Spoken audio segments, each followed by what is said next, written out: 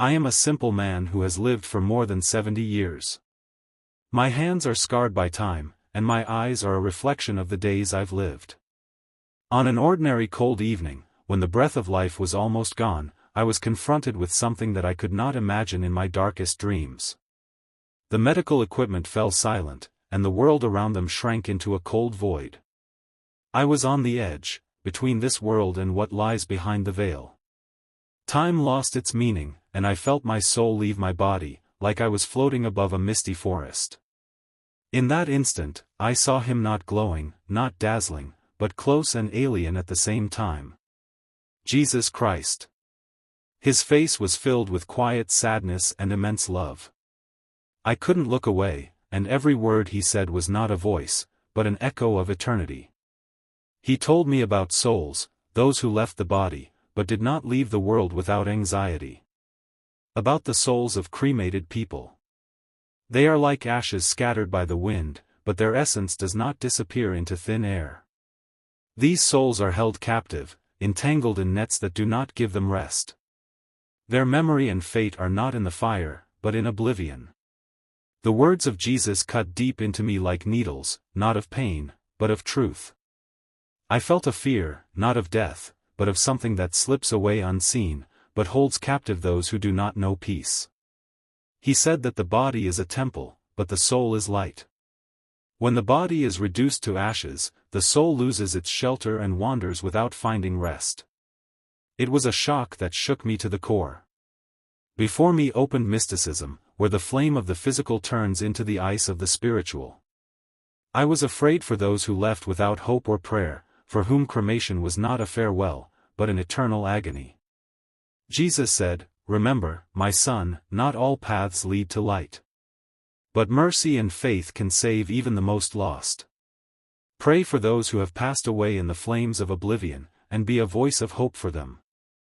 I woke up in the hospital, surrounded by sounds, but in my soul, silence and an endless load of revelation. From that moment on, I realized that my life is not just a time, but an opportunity to be a light for those who are left in darkness. After returning to my body, the world seemed the same, but inside me, everything changed. I was lying in a hospital room, where the sterile light of the lamps and the steady breathing of the instruments gave the illusion of calm, but my soul was churning like a sea in a storm. The memory of my encounter with Jesus never left my mind. His words about the souls of the cremated haunted me, made me see something more beyond the walls of the ward, a hidden reality that ordinary people are not allowed to see. Images began to form in my head, thin silhouettes without faces, chained together by the chains of oblivion. They couldn't speak, their silence louder than any scream. These souls were lost, trapped in a vast void where time stretched out into infinity. I tried to find answers. Why were these particular souls captured? Why doesn't their path lead to the light? I thought I could hear whispers through which words filled with despair and hope were breaking through. Jesus explained that there are laws in the spirit world that are more strict than in our mortal bodies. Cremation is not just a way to part with the body, but a symbol of the destruction of the sacred temple in which the soul lives. Without this temple, the soul is vulnerable, like a ship without a mast in the ocean of eternity. I felt a growing fear not of death, but of the possibility that even after it, I might end up in a dungeon without light or peace. This shadow enveloped me like a dark cloud, and I knew that my mission was just beginning. The words of Jesus echoed in my head, "They need prayer and remembrance. Without it, their spirits wander in oblivion, like shadows doomed to eternal captivity." The realization that millions of souls could suffer in this way made me feel a mixture of pity and fear. I felt a fire of compassion burning inside me. I needed to talk about it, to bring the light of knowledge to the world of the living. But who will hear me? Who will they believe? The world is clouded by materialism, and faith is just empty words for many. As I lay in the ward, my thoughts wove a complex pattern between mysticism and reality, between fear and hope. All I knew was that I couldn't keep quiet. The truth revealed to me is too great to remain in the shadows. After I was discharged from the hospital, the house seemed different. It seemed to have absorbed my silence, to have become an uncomfortable refuge where the walls breathed memories and the mirrors refused to reflect the real me. I was no longer what I used to be, death had touched me, and that mark could not be erased. I started noticing oddities. Every night, at 3:33 sharp, the clock in the living room stopped. The hands stopped moving, as if time refused to move any further. As I got closer, I heard a slight crackling sound, not mechanical, no. It was a sound like the rustle of dry bones at the bottom of an empty coffin. I started keeping a diary. Not because he hoped to forget, but rather to preserve every detail. The first thing I wrote down was the name spoken in my dream, Rachel. A woman's voice, sad and ancient, as if it came not from the mouth but from the ground itself. In my dreams, I began to see others. Women, men, even children. They were all gray, like faded photographs. Their bodies were translucent, but their eyes were black, without light, but filled with expectation. They came without a word, just stood at the foot of my bed, and disappeared at first light. Once I tried to talk to them. In the dream, I asked, "Who are you?" They didn't answer, but one of the figures took a step forward and slowly raised his hand. There was ash on her palm.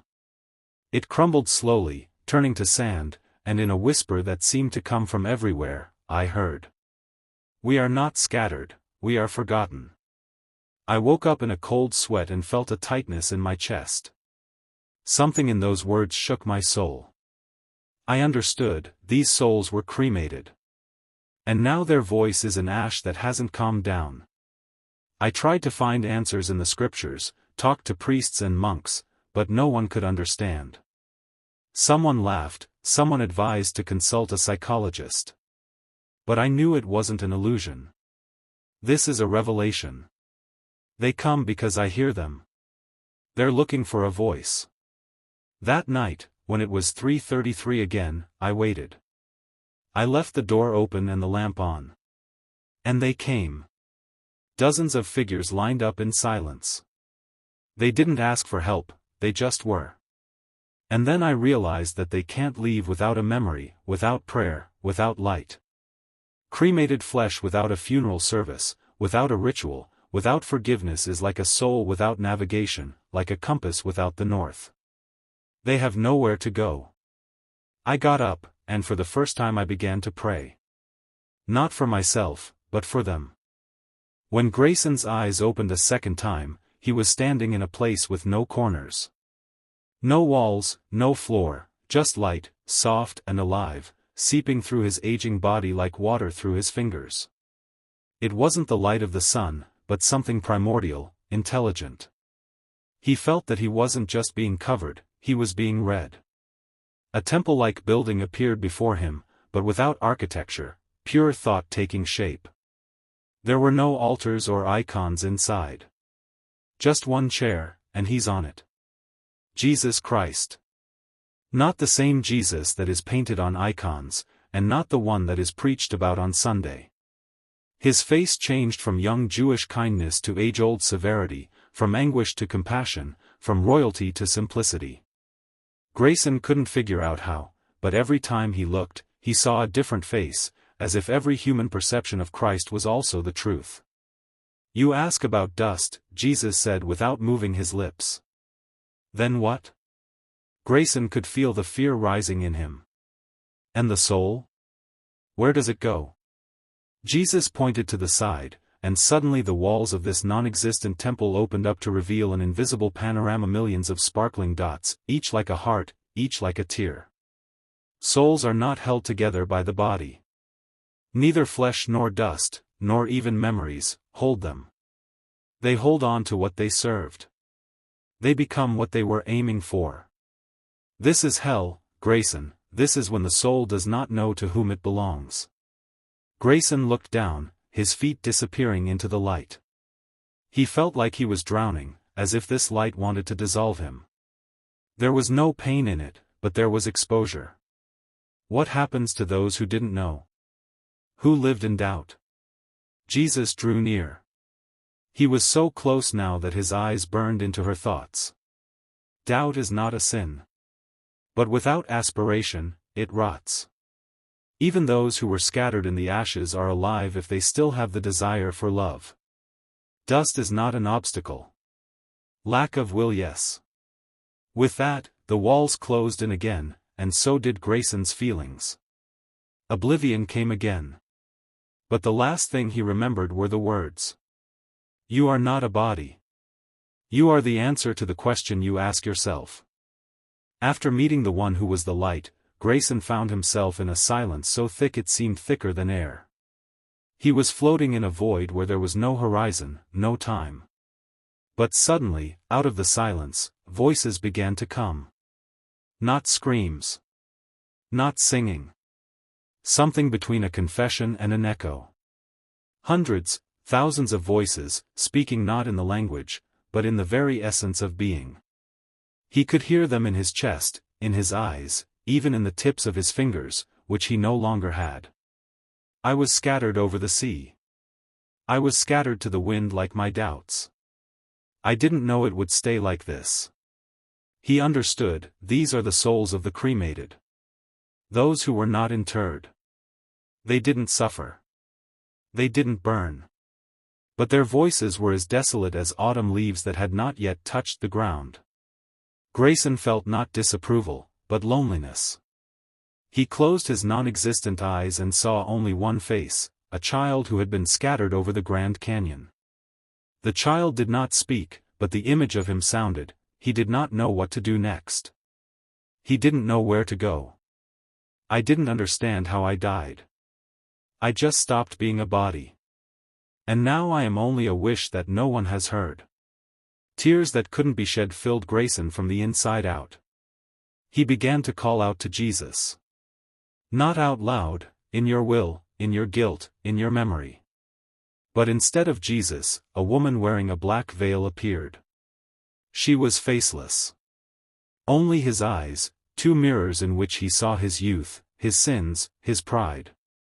She whispered. You want to save them? But you didn't even save yourself. Who are you? He asked. I am a memory. I'm dust.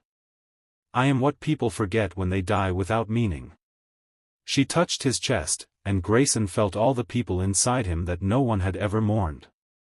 Souls who did not call God, but did not reject him. Just lost. What will happen to them? He asked. The woman disappeared, leaving behind only one sentence. What you believe in, after death, will be where you end up. But what you didn't believe in will be the last thing you'll hear. Grayson was alone, and he knew what he had to do. He must remember everyone he has forgotten. Their names, their lives, their pain. It was the only way he could get out of here. Grayson was left alone in the void, but it no longer seemed intimidating, more like a huge canvas on which to paint his new understanding. Every speck of ash, every voice, every whisper that he heard was now part of his own being. He understood that memory is a bridge, a thin line that connects the earthly with the eternal, matter with spirit, sin with redemption. Cremated souls are not lost, but forgotten, not cursed, but rejected. And in that oblivion, there was a tragedy deeper than he could have imagined. A figure emerged from the void, bright and calm, with eyes that held the wisdom of thousands of years. It was Jesus. You suffer for them, he said softly. But suffering is not your burden. You must understand that the choice is always with the soul. The body was gone, but the will remained. Grayson could hear the firmness and tenderness in the words, both a promise and a challenge. What can I do for them? He asked. So memory. Remember them, pray for them. Because without memory, there is no peace. Darkness comes when one forgets, and light awakens with love and prayer. Grayson felt the ease that came with understanding. He was no longer a prisoner of bitterness and fear, he now had a purpose, a mission that could not be ignored. He was shown the road, a long and difficult one, but he knew that it was the only way to freedom for many souls, and perhaps for himself. Grayson walked across the ashen plain as if it were a dry sea. There was no sand under his feet, just tiny fragments of bones, pottery, burnt letters, and photographs. He understood, they were traces of lives erased from the world of the living. There was silence in the air, but it wasn't dead, it was listening.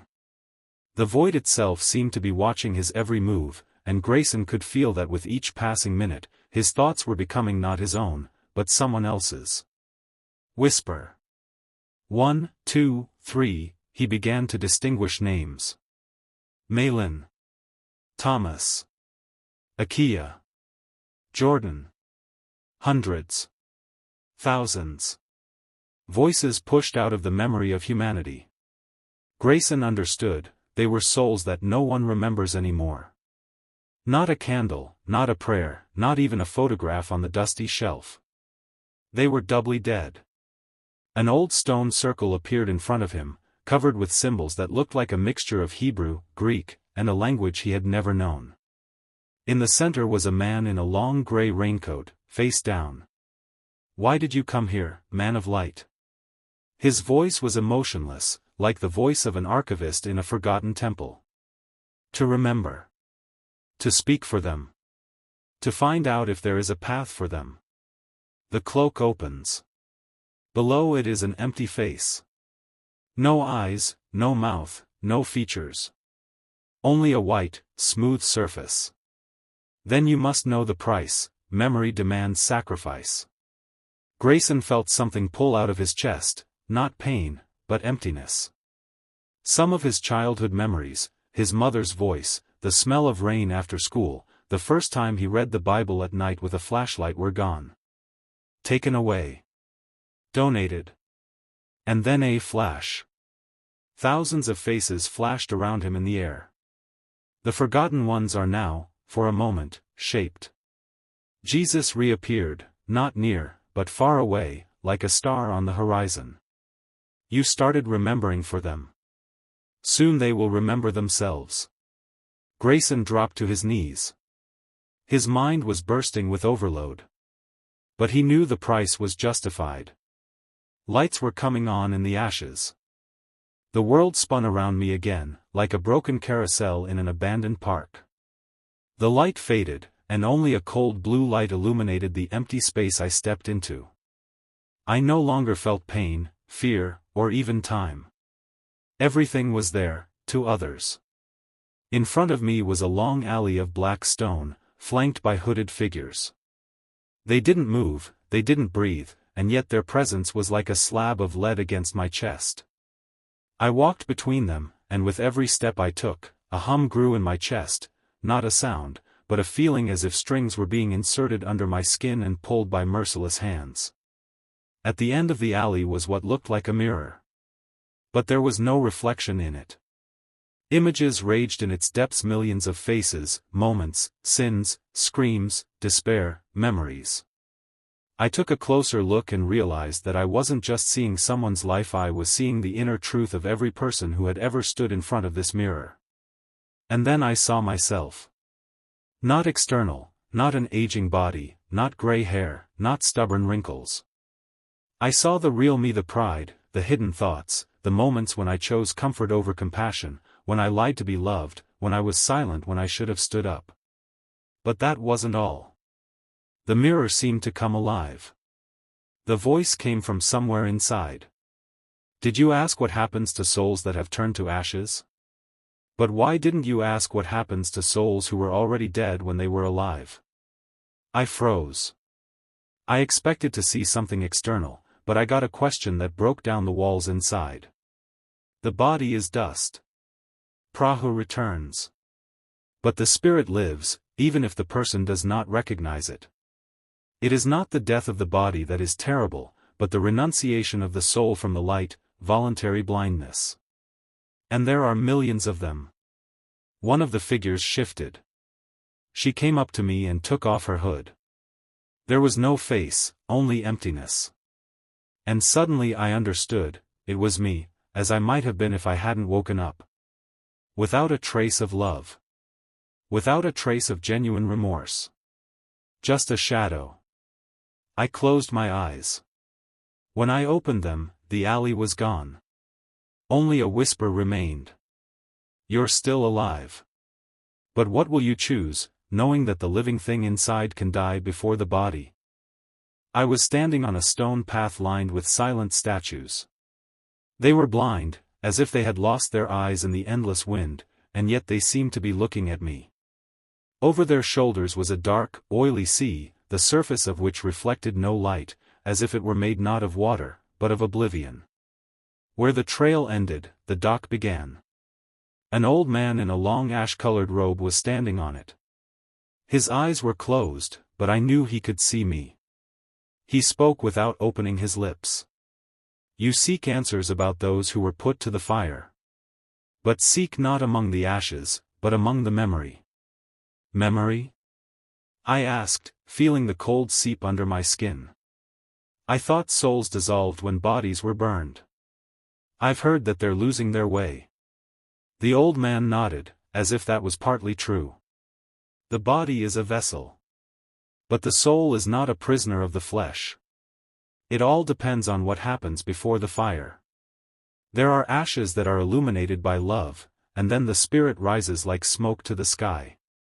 And there are ashes in which fear was embedded, an escape from the truth, and then the smoke does not rise, but flows down into the cracks of being. He pointed to the sea. Take a look. I looked, and the darkness over the waters parted. Images began to rise from the depths, ash scattered in the wind, scattering over the ocean. But every flash of ash was accompanied by a whisper. Millions of voices, inaudible to the ear, but understandable to the heart. They didn't cry, they searched. Those are the ones who didn't know they were gone, the old man whispered. Souls left without prayer. Without forgiveness. Without memory. Not cursed, but forgotten. But what will become of them? He came closer, and now I could see that his face was covered in a grid of ancient burns. Not deformities, but place marks. It was as if he himself had walked through the fire to preserve the truth. Some souls find their way if they are prayed for. If someone remembers them by name. And then, even from the ashes, light sprouts. And the others? He paused. The wind stirred his clothes, and he smelled incense, and ash. The others become the wind whispering by the window. Memory spiders. Sand creaking in the clock. They are not demons. But not the light either. I wanted to ask more questions, but he was already disappearing like smoke after a fire. Only his voice remained. Don't be afraid of ashes, don't be afraid of oblivion. As long as you remember, they haven't disappeared. I didn't wake up in hell or heaven, but in my own bed. The room was the same as before, creaking floorboards, dust on the windowsill, a tiny night light that barely touched my fingers. But I felt that something remained with me from that world. Like a shadow, like a grain of sand stuck in the eye. I sat down. Memory breathed heavily on my chest. I thought about the old man, about his words. Don't be afraid of ashes, don't be afraid of oblivion. He said that the soul can be preserved not through the form of the body, but through love, prayer and name. Through memory. I realized that death is not a door, but a mirror. Everything that was authentic about us remains. Anything false burns out. The past flashed before me, how many people I had forgotten, how many dead were left without words, without memory, without a candle. I got up, went to my desk, and began to write. Not an essay, not a confession. I started to remember. The names. The grandmother we cremated, but for whom no one prayed. An old friend whose death I found out about by accident. A neighbor who left quietly and unnoticed. I didn't just remember their faces, I wrote what I felt about them. What I didn't have time to say. With each name, the air in the room changed. It grew heavier, but not darker, as if someone unseen was sitting nearby, listening. I realized that the souls we have forgotten are not looking for a savior, but for a witness. A few weeks passed. I went to church again, but not for the rite. I wanted to be in a place where names are loud. Where death is not the end, but the beginning of memory. Where every ash gets light if it's named. At one of the services, I got up and, contrary to custom, asked to read the list of dead people I knew. Some of the names were foreign to the people in the audience. But not to God. The priest looked at me and nodded. He began to read. It was like someone had untied a knot. Tears flowed, not from grief, but from the truth. Now I live with this gift. Not for the gift of miracles, but for the gift of memories. I write letters to the dead. I light candles for no reason. I tell others that the soul, like a seed, can rise even from the ashes. If someone believes. If anyone remembers. I was in a place where souls whisper without a tongue, where the sea does not reflect the sun, and where ashes are not the end, but the question. Now I know the answer. Death is not terrible. It's scary to be forgotten. And if you've read this, you've already become a part of someone's memory. So you've already started saving people.